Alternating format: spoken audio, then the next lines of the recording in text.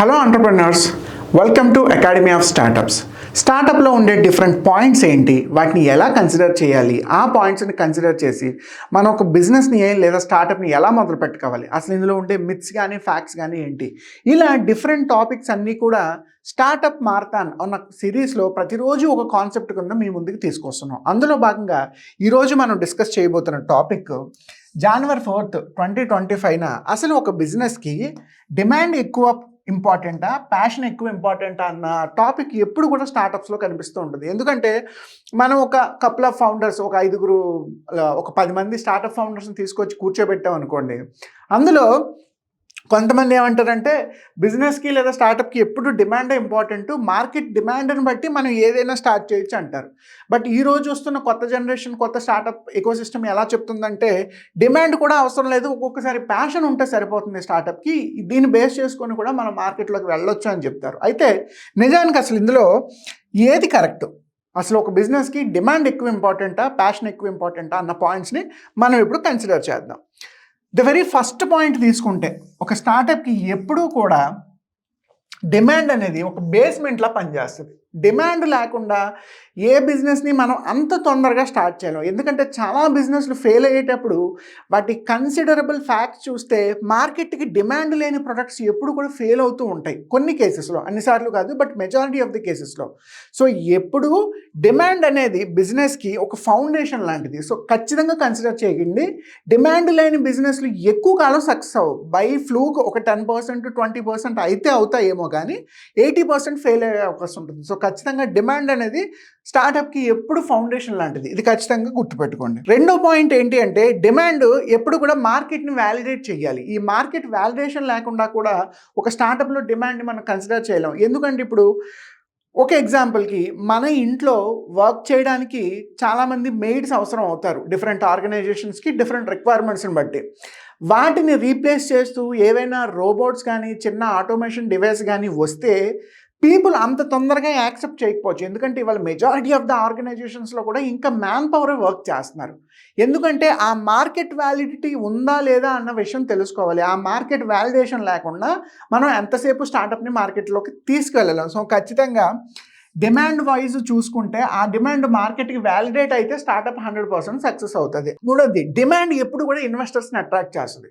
మీరు ఎంత innovative idea, కొత్త ఐడియా తీసుకున్న ఇన్వెస్టర్స్కి బై ప్యాషన్ అది నచ్చచ్చు, నచ్చకపోవచ్చు. ఎందుకంటే డబ్బులు పెట్టిన తర్వాత మీరు ఎలా బిహేవ్ చేస్తారు, ఎలా వర్క్ చేస్తారు, మీ రెస్పాన్స్ ఎలా ఉంది, మీరు ఆన్ టైం డెలివరీస్ చేస్తూ ఉంటారా, మీ మైల్ స్టోన్స్ అన్నీ అచీవ్ అవుతుంటారా లేదా అన్నది మనం ఇనీషియల్గా ప్యాషన్ బేస్ చేసుకుని అంత తొందరగా ఇన్వెస్టర్స్ అయితే కన్సిడర్ చేయరు.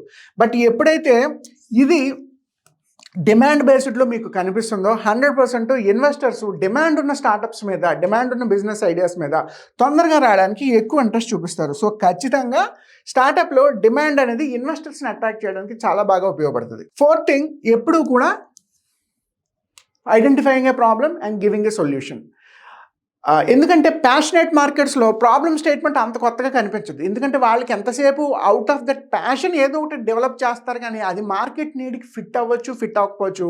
మార్కెట్లో అటువంటి వాటికి డిమాండ్ ఉండొచ్చు, ఉండకపోవచ్చు. బట్ ఎప్పుడైతే మీరు యాక్యురేట్గా ఒక ప్రాబ్లమ్ని ఐడెంటిఫై చేసి దానికి సొల్యూషన్ని తీసుకొస్తారో అటువంటి సొల్యూషను మార్కెట్లో ఎక్కువ డిమాండ్ని క్రియేట్ చేస్తుంది. ఎందుకంటే ఇదే ప్రాబ్లంతో చాలామంది ఫేస్ చేస్తున్నారు.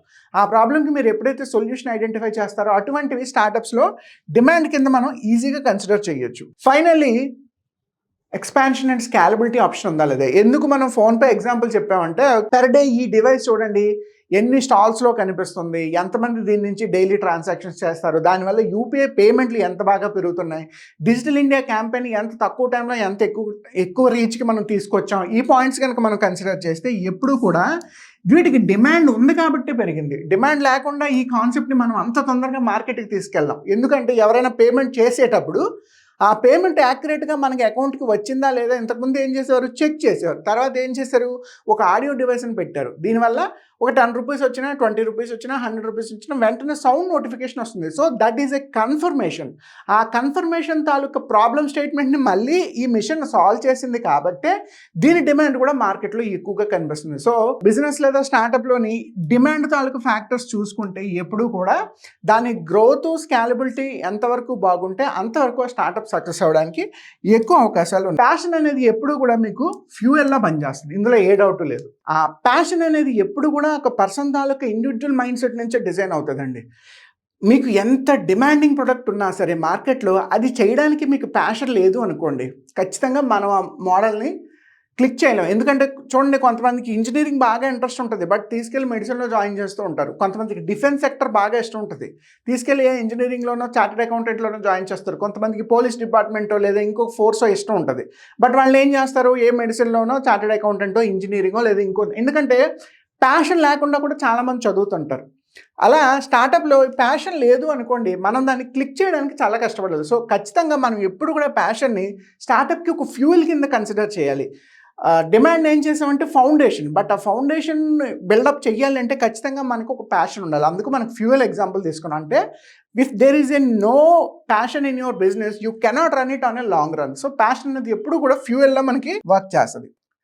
అండ్ ఖచ్చితంగా ఇన్నోవేషన్ని మన ప్యాషన్లో మిక్స్ చేసుకోవాలి. ఎందుకంటే ఇన్నోవేషన్ అనేది ఎప్పుడు కూడా డిమాండ్ సెక్టార్లోకి రాదు.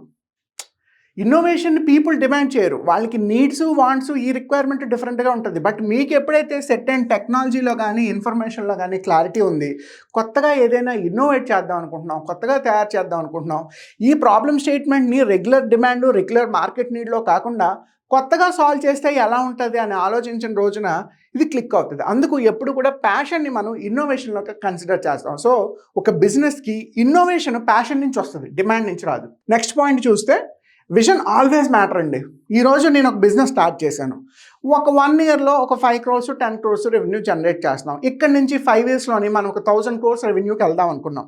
అక్కడ నుంచి 10 yearsకి మనం ఒక యూనికార్న్ కంపెనీయో లేదంటే ప్రీ ఐపీఓలోకో పబ్లిక్ లిస్టెడ్లోకో వెళ్దాం అనుకున్నాం.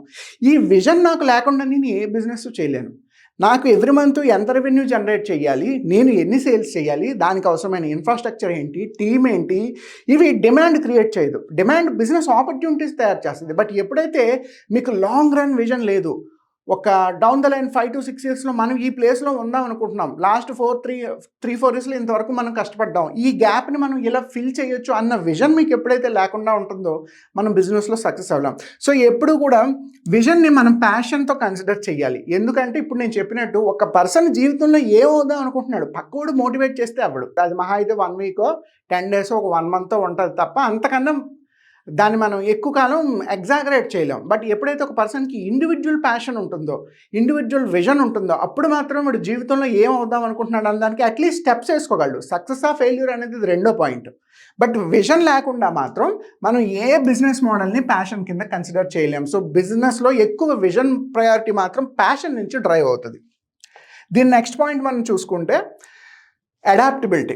ఈ పిక్చర్ మనం ఇక్కడ ఎందుకు చూపించామంటే, ఆఫ్టర్ కోవిడ్ చాలామంది వర్క్ ఫ్రమ్ హోమ్ స్టార్ట్ చేశారు. అంతకుముందు వర్క్ ఫ్రమ్ హోమ్ కల్చర్ లేనే లేదు, చాలా కొన్ని కంపెనీలు మాత్రమే ఇచ్చేవి. ఎందుకు, పెద్ద పెద్ద కంపెనీలు కట్టి ఆఫీసులు ఇన్ఫ్రాస్ట్రక్చర్ బిల్డప్ చేసి కంప్యూటర్లు డిజైన్ చేసి టీమ్ని హైర్ చేసి రెగ్యులర్ మార్నింగ్ 10 నుంచి ఈవినింగ్ 7 వరకు పని చేస్తేనే మనకి వర్క్ పెర్ఫార్మెన్స్ జరుగుతుంది అన్నది కంపెనీ స్థాయికి ఒపీనియన్. బట్ లాక్డౌన్ వల్ల ఏమైంది, ఎవరు ఆఫీస్కి రాలేని పరిస్థితి, ఎవరు ఒకరిని కలవలేని పరిస్థితి. అప్పుడు ఏం చేశారు, ఈ వర్క్ ఫ్రమ్ హోమ్ ఉన్న కల్చర్ని ఇంప్లిమెంట్ చేశారు. సో ఈ రోజు కూడా చాలా కంపెనీలు ఇంకా వర్క్ ఫ్రమ్ హోమ్ ఆప్షన్ ఇస్తున్నాయి. అంటే బిజినెస్లో అడాప్టబిలిటీ అనేది డిమాండ్ని బట్టి ఉండదు. మార్కెట్ ఎలా ఉంటుంది, దాని ఫ్యాక్టర్స్ ఏంటి, అప్ అండ్ డౌన్ ఏంటి, క్రిటికల్ సిచ్యువేషన్స్ ఏంటి, పొలిటికల్ సిచ్యువేషన్స్ ఏంటి, వీటన్నిటిని బేస్ చేసుకొని అడాప్టబిలిటీని మనం డిజైన్ చేస్తాం. సో అడాప్టబిలిటీ ఎప్పుడు కూడా ప్యాషన్తో లింక్ అయి ఉంటుంది. సో బిజినెస్లో మనకి తెలియకుండానే చాలా ఎదురు దెబ్బలు తగులుతూ ఉంటాయి. వాటిని మనం ఓవర్కమ్ చేసేటప్పుడు ఖచ్చితంగా ఈ అడాప్టబిలిటీ అన్న ఫ్యాక్టర్ని మనం చూసుకోవాలి. అదర్వైజ్ బిజినెస్ అనేది దెబ్బతింటుంది. ఫైనల్లీ అసలు మన టీం ఎవరు, మన సక్సెస్, ఇది డిమాండ్ క్రియేట్ చేయదు. మీ కోఫౌండర్స్ని మీరు ఎలా ఐడెంటిఫై చేస్తారు? కోఫౌండర్స్కి ఏమైనా క్రైటీరియా ఉంటుందా? ఒక సీఈఓని ఎలా డిప్లాయ్ చేస్తారు, ఒక సిటీఓని ఎలా డిప్లాయ్ చేసుకుంటారు, లేదంటే ఒక చీఫ్ ఫైనాన్స్ ఆఫీసర్ని ఎలా పెట్టుకుంటారు, ఒక రెవెన్యూ ఆఫీసర్ని ఎలా పెట్టుకుంటారు, ఒక అడ్వైజర్ని ఎలా పెట్టుకుంటారు, మీ కంపెనీకి హెచ్ఆర్ని ఎలా డిజైన్ చేసుకుంటారు? ఈ టీమ్ హైరింగ్ అంతా కూడా మీ ప్యాషన్ బట్టి ఆధారపడి ఉంటుందండి, డిమాండ్ని బట్టి కాదు. ఎందుకంటే ఆర్గనైజేషన్స్కి డిమాండ్స్ డిఫరెంట్గా ఉంటాయి. ఇప్పుడు ఒక ఫార్మా కంపెనీలో వర్క్ చేసిన హెచ్ఆర్ ఐటీ కంపెనీలో వర్క్ చేశారంటే వాళ్ళ రూల్స్ అండ్ రెగ్యులేషన్స్ డిఫరెంట్గా ఉంటాయి. సో అది ఎప్పుడు కూడా కంపెనీ ప్యాషన్ మీద ఆధారపడి ఉంటుంది. సో ఖచ్చితంగా మీ టీము మీ సక్సెస్ అన్న పాయింట్ కూడా మీ ప్యాషన్ మీద ఆధారపడి ఉంటుంది తప్ప డిమాండ్ మీద ఆధారపడి ఉండదు. ఇలా మనం బిజినెస్లో లేదా స్టార్టప్లో డిమాండ్ ఎక్కువ రోల్ ప్లే చేస్తుందా, లేదంటే ప్యాషన్ ఎక్కువ రోల్ ప్లే చేస్తుందా అన్న పాయింట్స్ని మనం ఒకసారి సమరీ కింద కన్సిడర్ చేస్తే, ఫస్ట్ థింగ్, ఫౌండేషన్ ఎప్పుడు డిమాండ్కి లింక్ అయి ఉంటుంది. ఒక కంపెనీ తాలూకా సక్సెస్ తాలూకా ఫౌండేషన్ అనేది ఎప్పుడు డిమాండ్కి లింక్ అయి ఉంటుంది.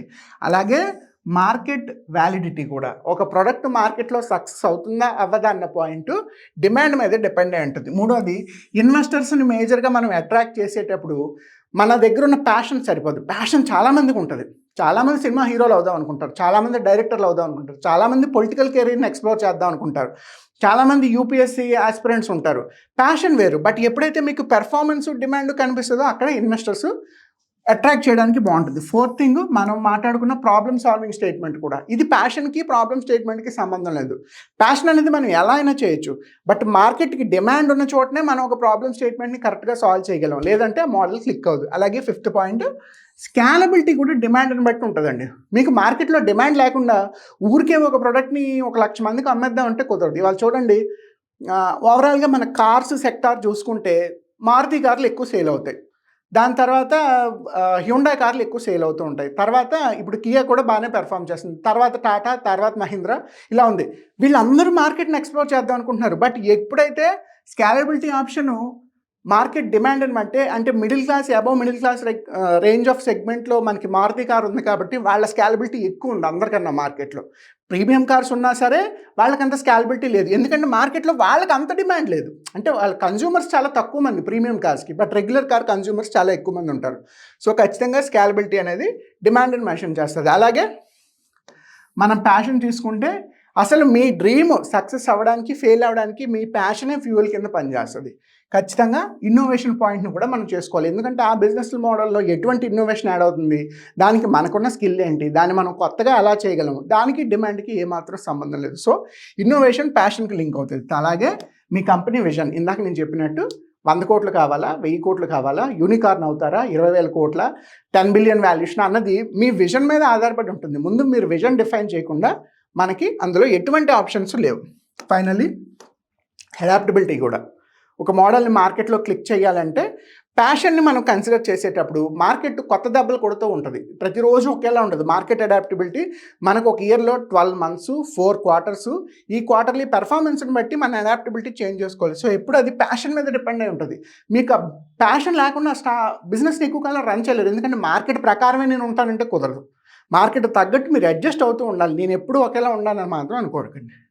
అండ్ ఫైనల్లీ టీమ్, ఈ టీమ్ లేదా సక్సెస్ ఫ్యాక్టర్ కూడా ప్యాషన్కి లింక్ అయి ఉంటుంది. అదర్వైజ్ మన మోడల్ని లాంగ్ రన్ చేయలేము. మీరు ఒక్కరి బిజినెస్ నడపలేరు, మీకు చాలామంది టీం అవసరం అవుతారు. కనీసం ఒక 5గురైనా అవసరం అవుతారు కదా ఇనీషియల్ డేస్లో.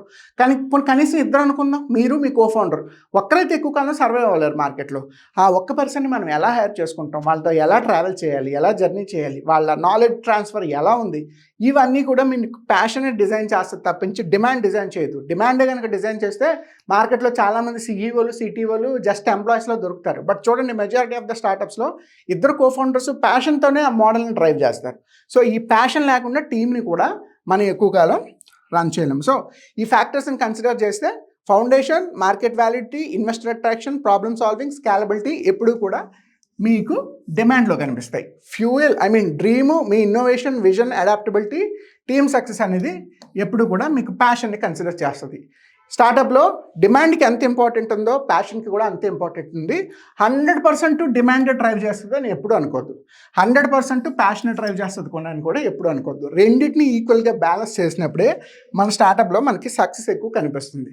ఇలా మీకు బిజినెస్లో, స్టార్టప్లో ఏ డౌట్స్ ఉన్నా హ్యాపీగా మనల్ని కాంటాక్ట్ చేయొచ్చు. మీకు ఇన్వెస్ట్మెంట్స్ కావాలన్నా, డెట్ కావాలన్నా, ఈక్విటీ రేస్ చేయాలన్నా, టెక్నాలజీ డెవలప్ చేయాలన్నా, any kind of startup advisory support we are happy to help you.